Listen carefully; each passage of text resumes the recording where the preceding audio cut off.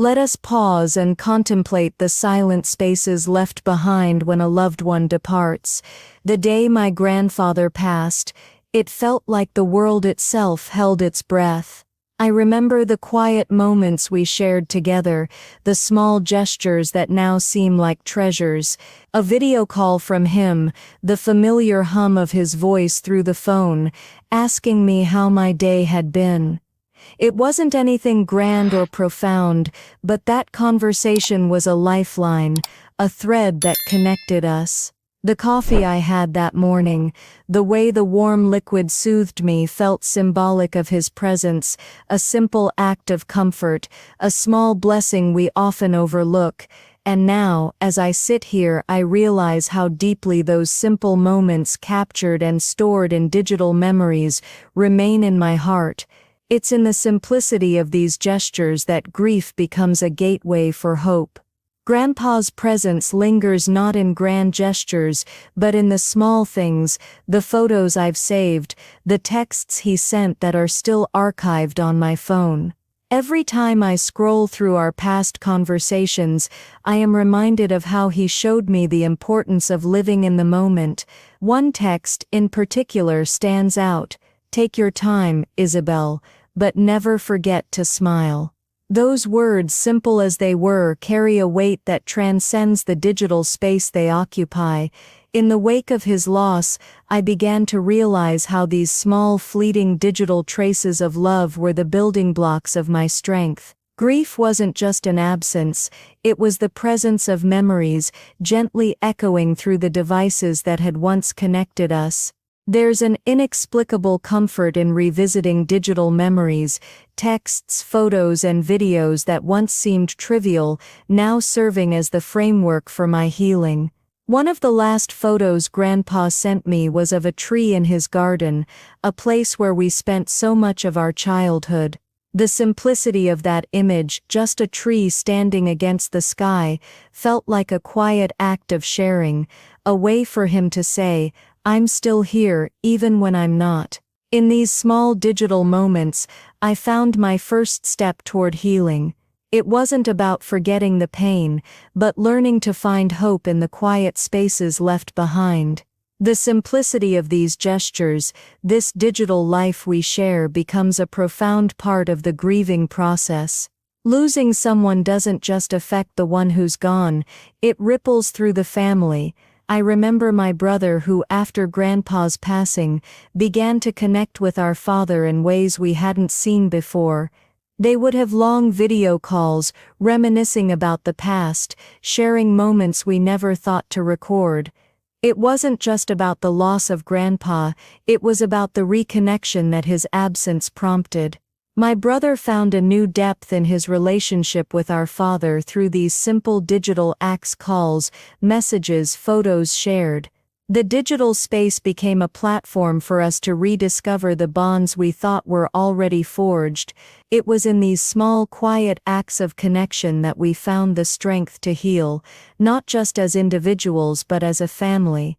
As I reflect on my journey of grief, I realize how many small acts of kindness, shared through digital means, have helped me heal. A message from an old friend, a video call from someone who simply wanted to check in, these seemingly trivial moments became my anchors.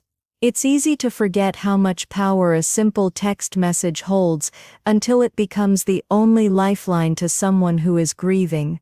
These digital threads, small as they are, connect us to one another, and in their simplicity, they offer comfort, understanding, and hope. The world is constantly buzzing, alerts, notifications, messages, emails. But after losing Grandpa, I realized that silence had its own kind of beauty. The storm of notifications no longer held the same weight. What once seemed like an interruption now became a distraction from what truly mattered. I began to disconnect, not just from the constant noise of the world, but from the expectation of instant communication. The quiet of the digital world, the spaces where no messages arrive, became a place for reflection. It was in this silence that I started to feel his presence again, not in the noise, but in the stillness. And in that stillness, I found peace. As I began to disconnect from the constant noise, I found myself reconnecting with the simple digital memories of Grandpa. The photos he sent, the videos of our family, and the text messages we shared became the cornerstone of my healing process. These digital remnants were not just memories, they were pieces of a larger journey, fragments that told a story of love, connection, and continuity. And as I pieced these fragments together, I realized that through these small digital moments, I was rebuilding myself. Not as I was, but as I had the potential to become, stronger, more connected, and more at peace.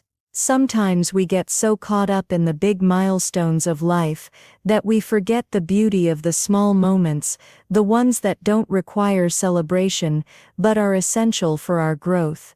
Grandpa always told me to find joy in the little things. It wasn't until his passing that I truly understood what he meant. The digital moments, the text messages, the video calls, the shared pictures, they were the little things. And in the wake of his loss, I found myself learning to appreciate those little things more than ever before. It was in the simplicity of these moments that I began to find healing. Grief is a personal journey, but it's not one we have to walk alone. After Grandpa's passing, I found myself reaching out to others who were also grieving, offering a text or a message of support. It wasn't much, but it was a way for me to share the compassion he had always shown me. As I offered comfort to others, I realized that in doing so, I was comforting myself. It was in these simple acts of kindness, digital messages of hope and compassion, that I began to heal. And in that healing, I found the strength to keep moving forward, not in spite of the loss, but because of the love that continued to surround me.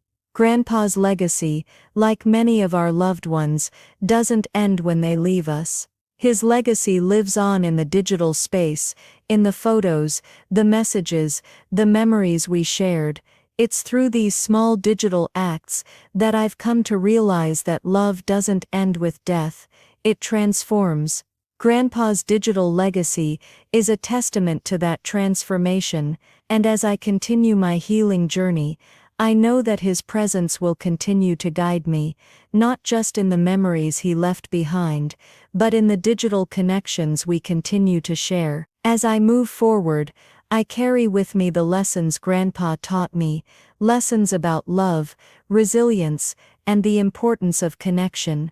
And while the digital world can feel overwhelming at times, it's in these small moments that I find the strength to move forward. The messages, the photos, the memories, they are not just echoes of the past, they are the building blocks of my future. And through them, I have learned to embrace the future with hope, compassion, and the knowledge that love never truly fades. But as I continue my journey of healing, I find myself wondering, what else can we discover in the digital legacy of those we've lost? In the next episode, we'll explore a story of another person whose grief led to a surprising digital revelation. Stay tuned for a journey of healing, discovery, and hope, because the digital world holds more than memories. It holds the keys to our transformation.